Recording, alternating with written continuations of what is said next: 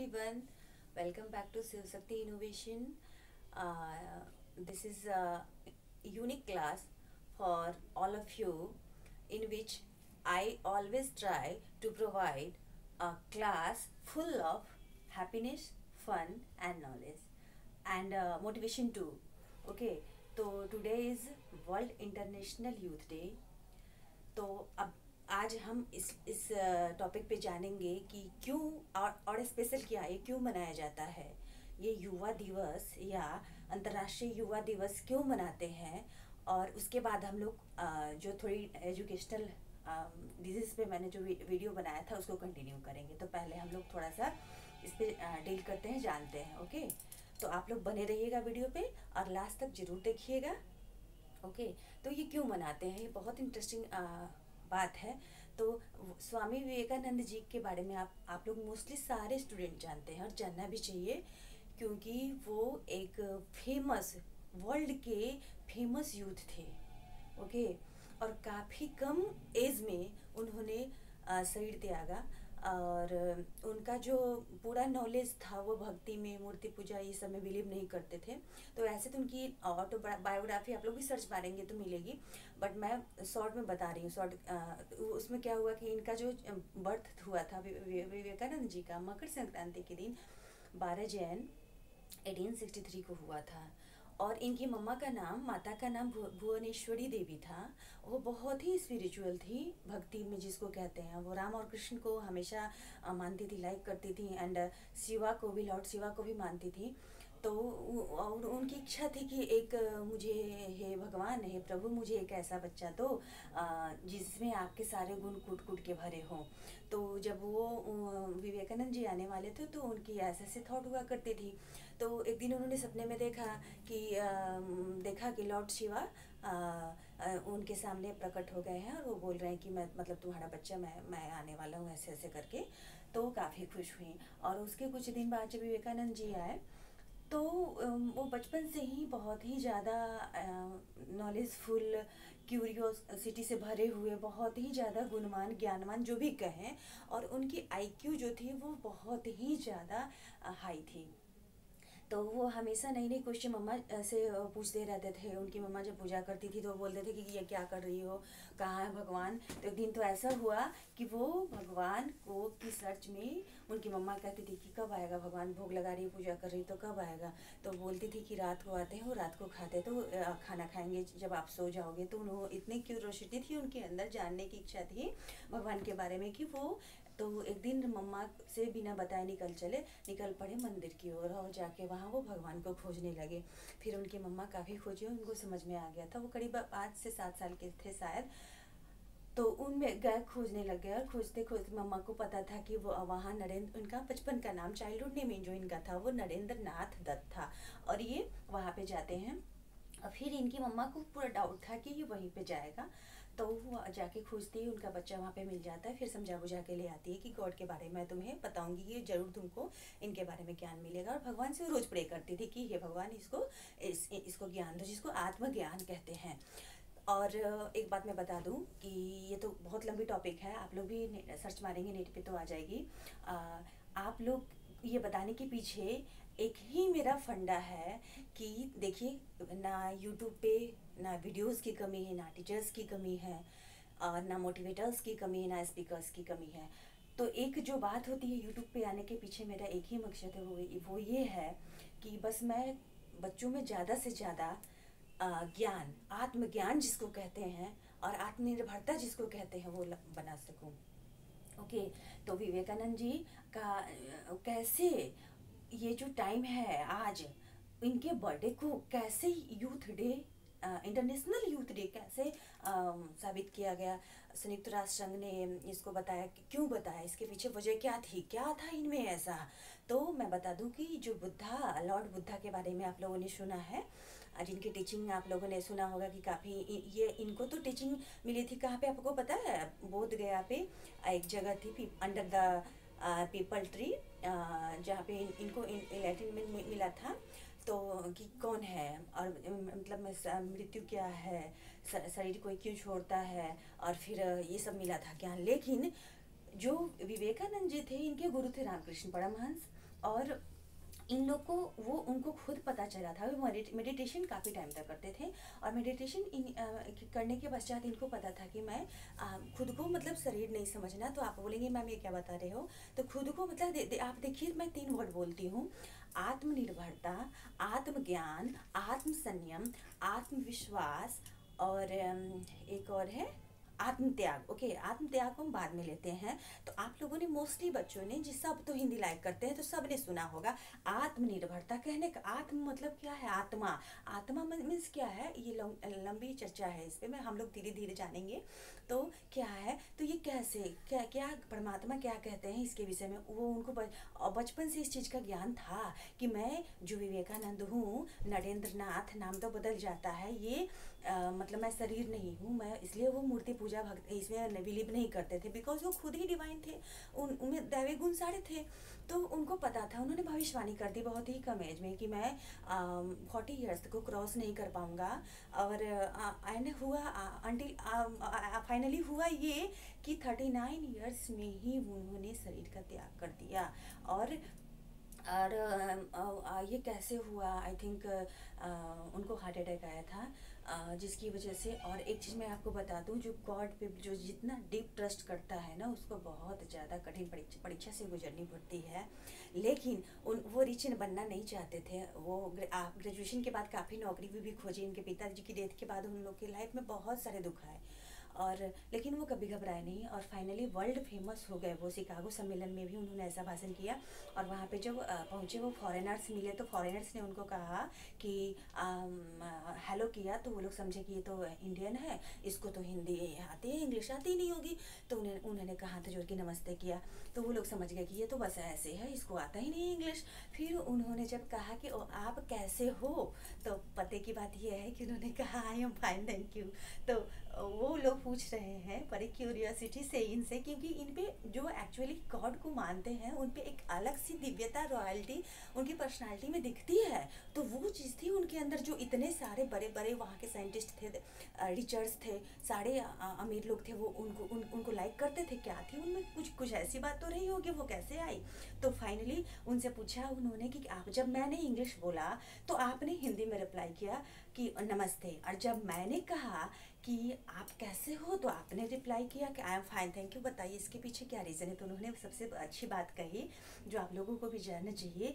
क्या कहा कि इसलिए हमें हिंदी भी जाननी चाहिए, इंग्लिश भी जाननी चाहिए। उन्होंने ये कहा कि जब आपने अपनी अपनी मातृभाषा को, मतलब फॉरेनर्स जो इंग्लिश को उनकी मातृभाषा थी, अपनी माता को सम्मान दिया, तो मैंने अपनी माता को सम्मान दिया। और फिर जब आपने मेरी माता का सम्मान किया, आप कैसे हो जब पूछा, तो मैंने आपकी माता का सम्मान किया। माता मीन्स मदरलैंड, वहाँ पे मातृभाषा, मदर लैंग्वेज। तो उनके विचार बचपन से ही बहुत ही तीक्ष्ण और बहुत ही उच्च कोटि के थे। तो उन्होंने 5 जो रूल बताए, वो ये बताया कि आत्मविश्वास बच्चों में, यूथ्स में, और आप लोग यूथ हैं, जो भी बच्चे आप देख रहे हैं या जो भी पेरेंट्स भी देख रहे हैं, हम लोग एक्चुअली ओम शांति वाले हैं, तो हम लोग को बताया गया है कि यूथ सभी युवा हैं, जब तक कि शरीर नहीं छोड़ते हैं। अपने आप को समझना है, युवा मीन्स काम करने की जो क्षमता है हमारे अंदर कूट कूट के भरी होनी चाहिए, तो ये बताया जाता है। तो उसमें क्या है, ईश्वर यही कहता है। और ऐसे तो अगर माना जाए कायदे से, तो युवा तो आपको पता है कि कौन होते हैं। तो फिर यूथ्स को बताया कि आत्मविश्वास पहला जो होना चाहिए, वो होना चाहिए आत्मविश्वास, और जो दूसरा होना चाहिए वो होना चाहिए आत्म त्याग। ओके, और आत्म त्याग क्या है? मतलब कि यहाँ अपना शरीर त्याग नहीं देना, मतलब कि दे अभिमान, अहंकार को का त्याग। और जो तीसरा था वो आत्म संयम। आत्म संयम मीन्स क्या होता है? खुद को कंट्रोल करना, कंट्रोल ओवर सेल्फ, खुद पे कंट्रोल, आत्मनियंत्रण जिसको कहते हैं। और जो चौथा था वो आत्म ज्ञान, एंड फाइनली आत्मनिर्भर। तो ये वो काफ़ी इंग्लिश भी जानते थे, और उनको हिंदी का इतना नॉलेज था कि सारे वर्ड वो हिंदी ही यूज़ करते थे। तो आत्मविश्वास, आत्म त्याग, आत्मविश्वास सबको पता है कि ओवर कॉन्फिडेंट नहीं होना, सेल्फ कॉन्फिडेंस। एंड आत्म त्याग मतलब कि remain in the soul consciousness. Soul पता भी, all are the soul situated between the 2 eyebrows, इसीलिए यहाँ पे तिलक या बिंदी जो भी लगाते हैं। एंड संयम कहने का मतलब आत्मनियंत्रण, कंट्रोल ओवर सेल्फ। एंड आत्मज्ञान मतलब कि वही जो ज्ञान है कि हम कौन है, हमें क्या करने आए हैं, भगवान के बच्चे हैं तो हम क्यों आए हैं। एंड आत्मनिर्भर, फाइनली जब हमें ये सारे गुण हमारे अंदर आ जाते हैं तो हम क्या हो जाते हैं, आत्मनिर्भर। आत्मनिर्भर कहने का मतलब सिर्फ यही नहीं होता कि मनी अर्न कर लिया और काफ़ी हो गया, नहीं।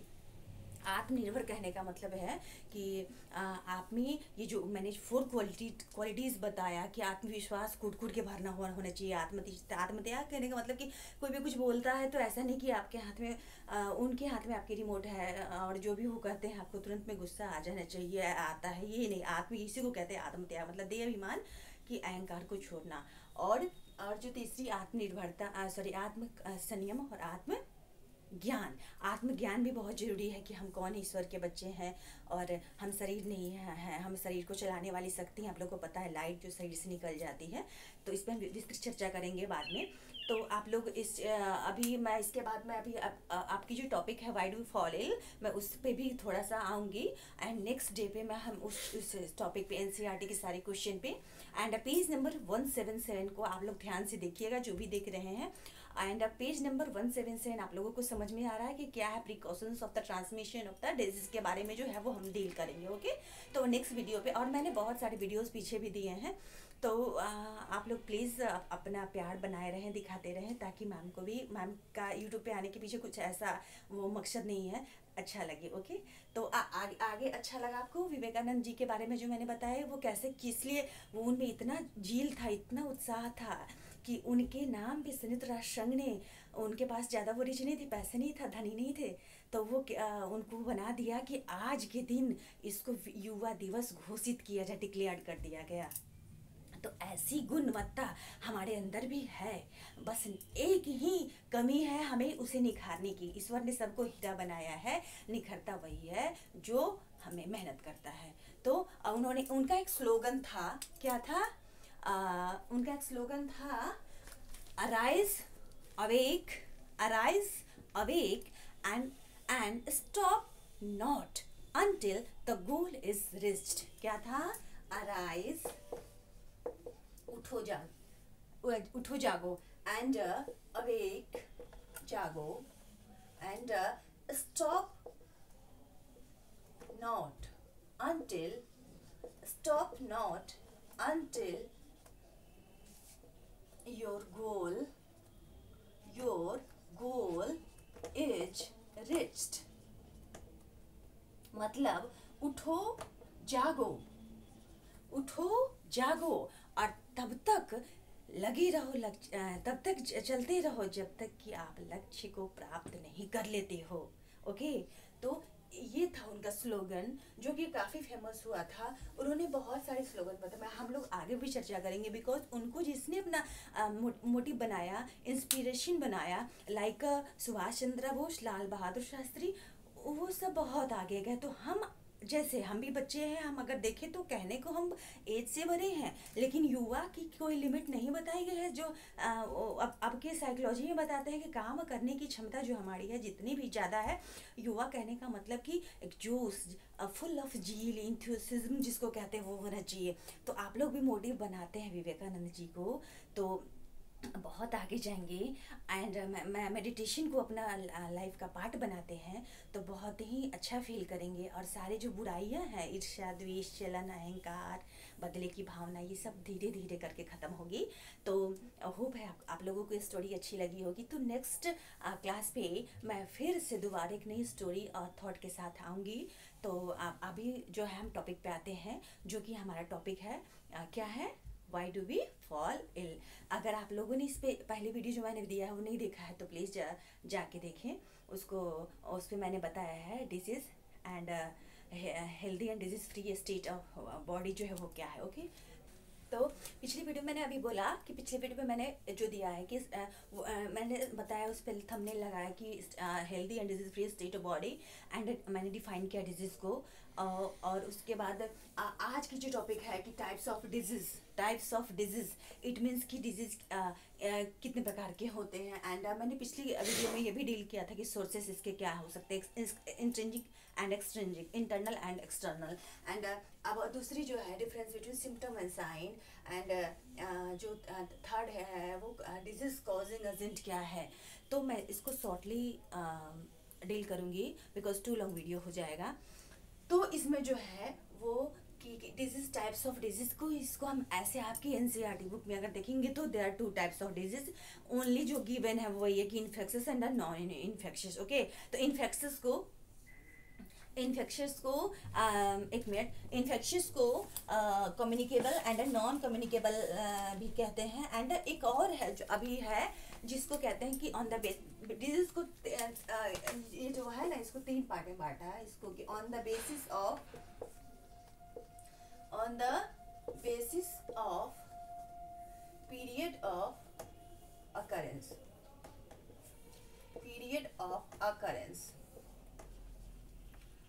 और जो दूसरा है वो है on the basis of duration.